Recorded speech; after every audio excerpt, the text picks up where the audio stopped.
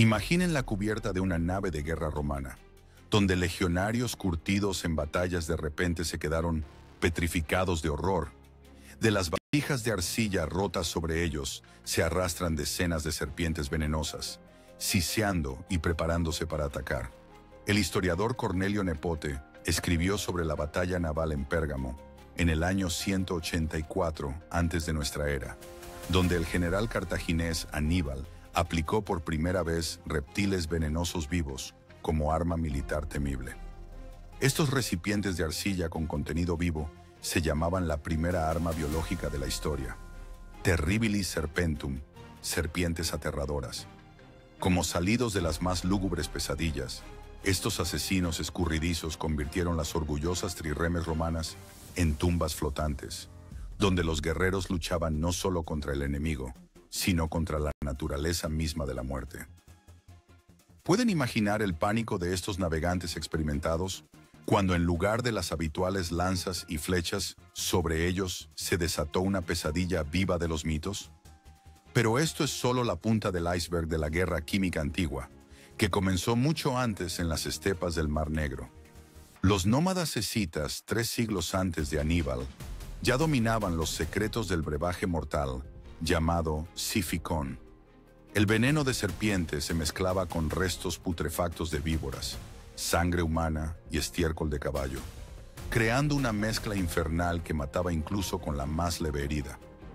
Esta pasta venenosa se maduraba durante meses en vasijas de arcilla, convirtiéndose en un concentrado de muerte capaz de derribar incluso al guerrero más poderoso. Imaginen las tropas del rey persa Darío enfrentándose a estos asesinos invisibles. La flecha vuela, dejando solo un rasguño, pero una hora después comienza la agonía. Y fueron precisamente los escitas quienes enseñaron a todo el mundo antiguo a convertir las toxinas naturales en armas de destrucción masiva. Mitrídates VI del Ponto llevó este arte a la perfección, creando todo un laboratorio de muerte en sus palacios. Sus médicos, cortesanos, agaros, sacerdotes alquimistas del mundo antiguo, trabajaban día y noche en la extracción de venenos de las serpientes más peligrosas de Asia Menor. Como antiguos profesores de química, estudiaban cada gota de secreción serpentina, creando antídotos y simultáneamente perfeccionando pociones mortales. Este rey convirtió su cuerpo en una fortaleza viva contra los venenos, tomando diariamente microdosis de toxinas. ¿Pueden imaginar a un hombre que estudió tanto la muerte que ella dejó de temerle? Pero los verdaderos maestros en convertir la naturaleza en arma fueron los sasánidas persas, que en el año 256 de nuestra era llevaron a cabo el primer ataque químico de la historia contra los legionarios romanos. Los arqueólogos descubrieron en la fortaleza siria de Dura Europos los restos de 19 soldados romanos y un guerrero persa, muertos por gas venenoso basado en azufre y betulo. Este humo mortal se llamaba gasum mortiferum, vapor asesino, que quemaba los pulmones desde dentro y convertía a los guerreros en sombras jadeantes de sí mismos. Imaginen los túneles subterráneos, donde los mineros romanos cavaban pasajes hacia las murallas de la fortaleza, y de repente los envuelve una nube amarilla de muerte de la que no hay salvación. ¿Podrían contener la respiración lo suficiente como para salir de esta tumba gaseosa? Aún antes los griegos, en el siglo V antes de nuestra era, envenenaron toda una ciudad usando la planta venenosa, el éboro, para contaminar los acueductos de la sitiada Cirra. Esta operación recibió el nombre de hidrotoxicum, envenenamiento acuático, cuando el veneno natural convertía el agua vital en trampa mortal. Como demonios invisibles, las moléculas de veneno penetraban en cada casa, sin distinguir soldados y civiles pacíficos, convirtiendo el elemento sagrado en instrumento de exterminio masivo. ¿Pueden imaginar el horror de la gente que comprendía que incluso un sorbo de agua podía ser el último en su vida? Este acto de terror biológico fue tan monstruoso que los participantes de la Liga Sagrada juraron no envenenar nunca más el agua. El Imperio Romano adoptó rápidamente estas innovaciones mortales, creando cohortes enteras de especialistas en sustancias venenosas. Los legionarios sumergían las espadas en excrementos y cadáveres en descomposición, convirtiendo cada herida en fuente de infección mortal. Estos guerreros siniestros se llamaban beneficarios, envenenadores, cuyas armas no mataban de inmediato, sino que devoraban lentamente a la víctima desde dentro a través del envenenamiento de la sangre.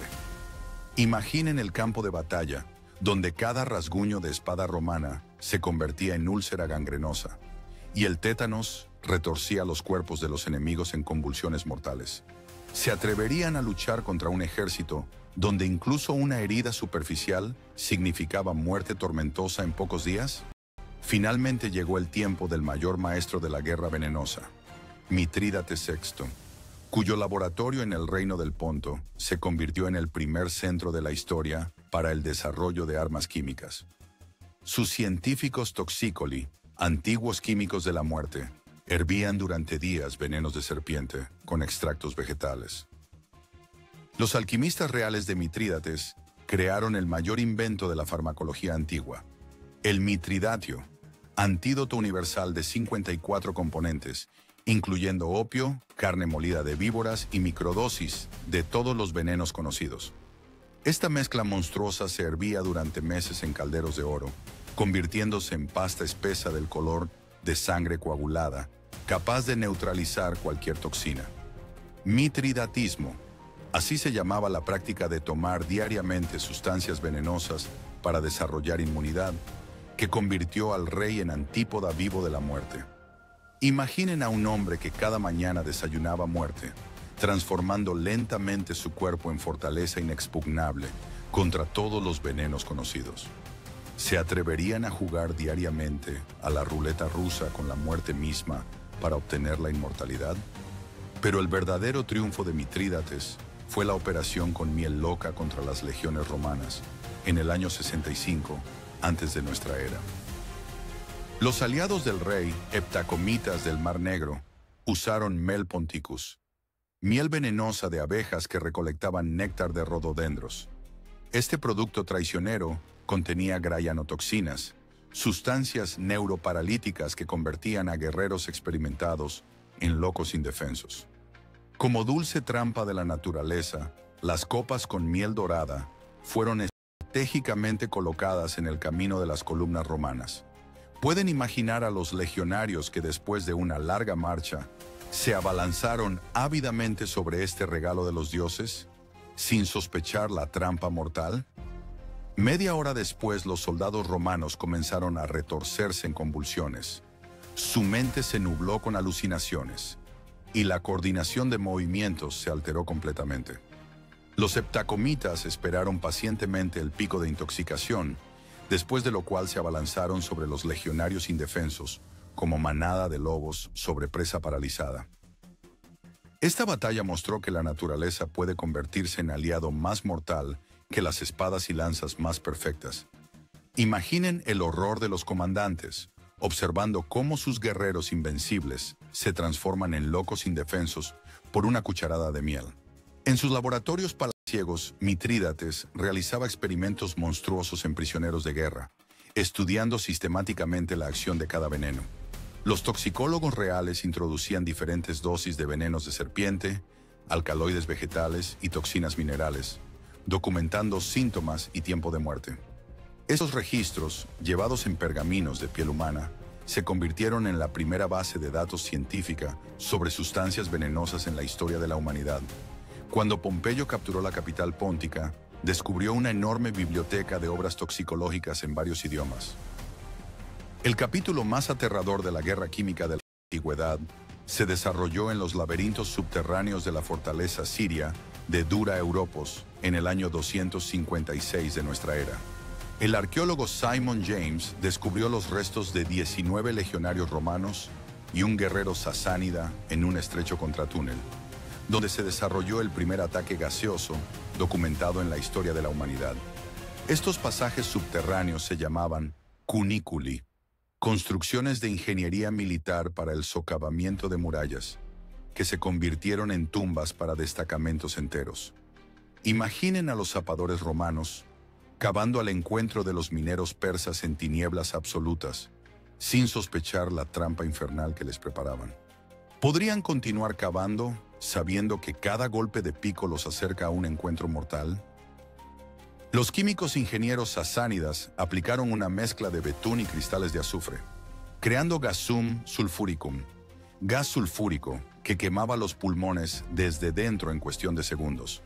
Los guerreros persas instalaron braseros y fuelles de cuero directamente en la galería subterránea, esperando pacientemente la irrupción de los romanos.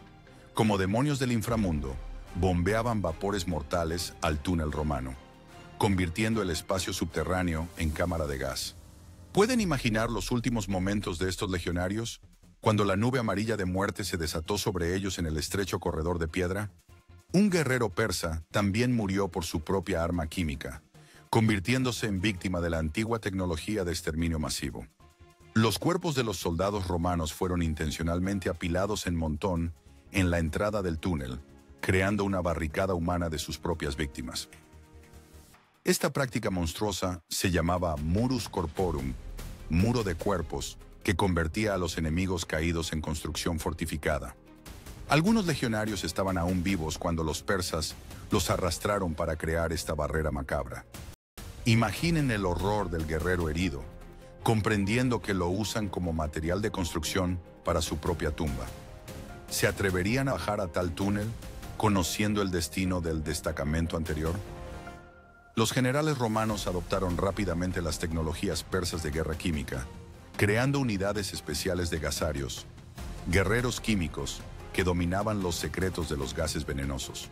Las legiones recibieron máscaras de cuero, impregnadas con vinagre y aceites vegetales, que debían proteger de la inhalación de vapores tóxicos. Estas máscaras antigás primitivas se llamaban boca protector, protectores de boca que se convirtieron en precursores de los medios modernos de protección química.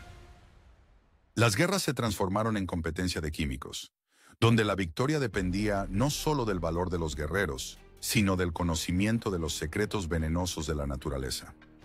El gran general romano Julio César fue el primero en sistematizar el uso de sustancias químicas en campañas militares, creando cohortes de ingeniería especiales, fabricatores veneni, fabricantes de venenos.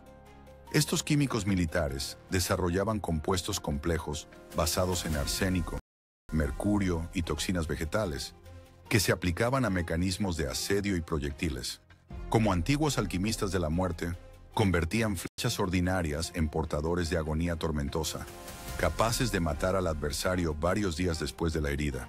Imaginen a los guerreros galos que se consideraban vencedores después de rechazar exitosamente el ataque, sin saber que la muerte ya fluía por sus venas. ¿Podrían mantener el espíritu combativo, comprendiendo que cada rasguño puede resultar mortal? Los ingenieros militares romanos perfeccionaron las tecnologías persas de guerra gaseosa, creando generadores de gas portátiles basados en cal viva y ácido sulfúrico.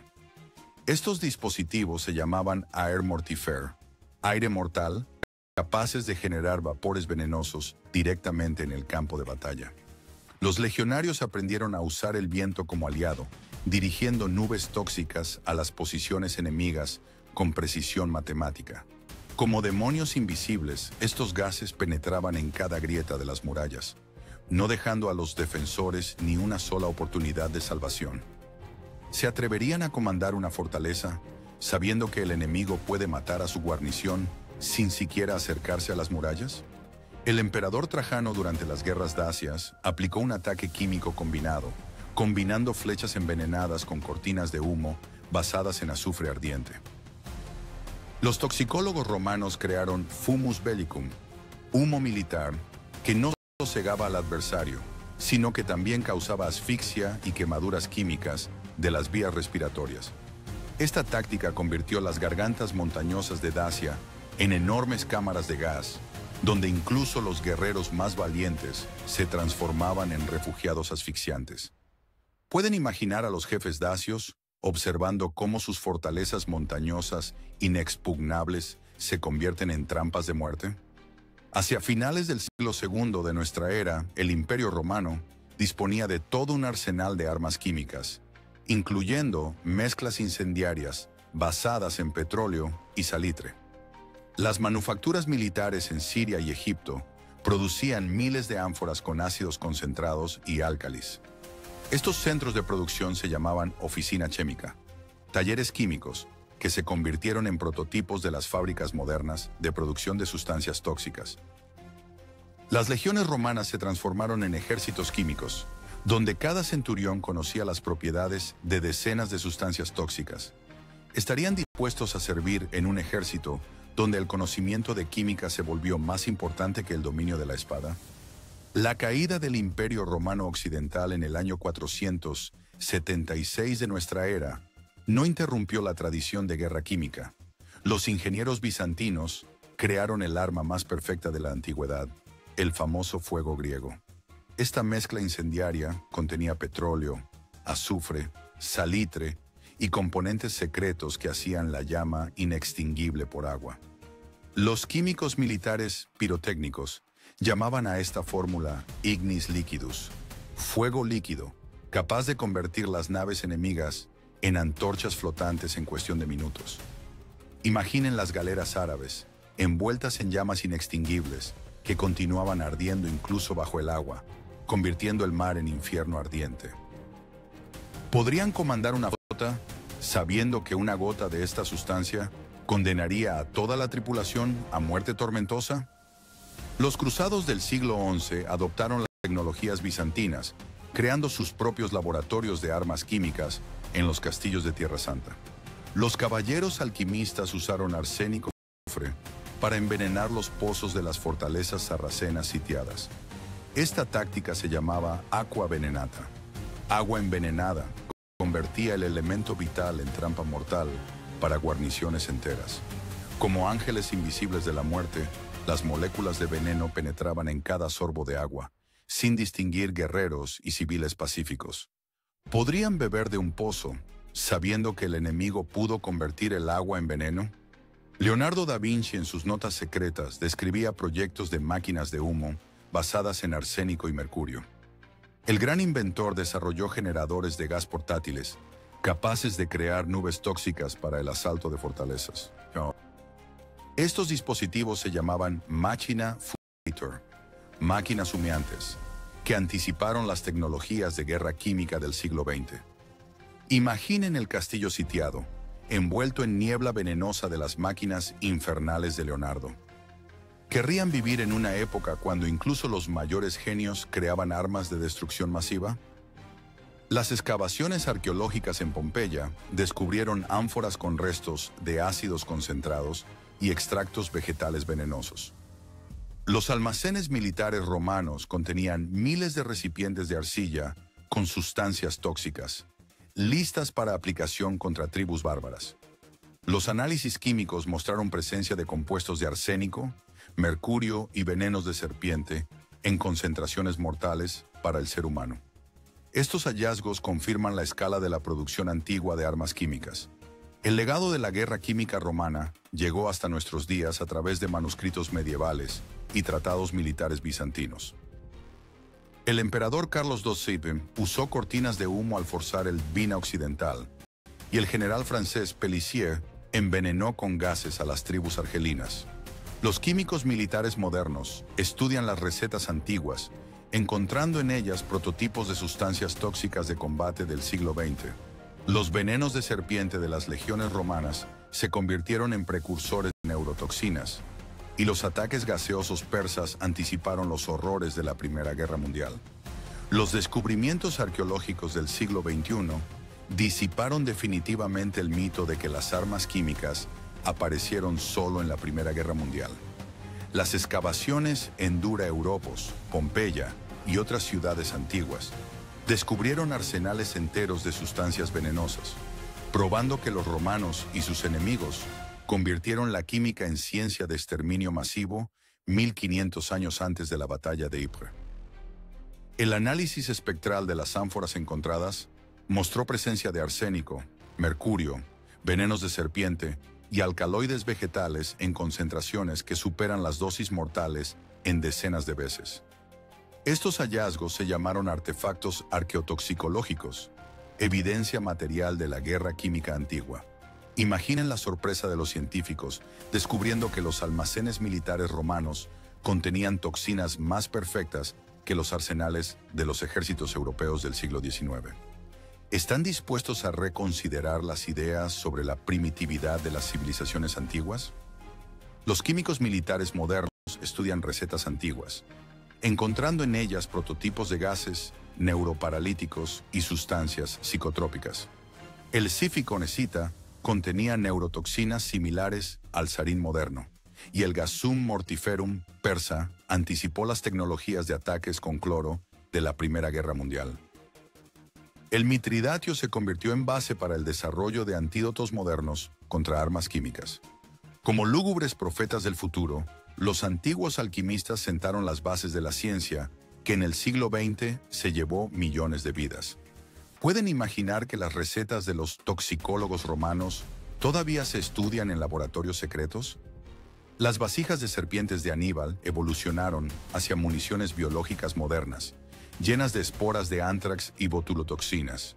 El fuego griego bizantino se convirtió en prototipo del napalm y municiones termobáricas. Los túneles gaseosos romanos anticiparon los ataques químicos subterráneos de la Primera Guerra Mundial. La historia de las armas químicas muestra que el genio humano es igualmente ingenioso en la creación tanto de medicamentos como de venenos mortales. ¿Se dan cuenta de que cada logro de la medicina antigua tuvo su análogo militar oscuro?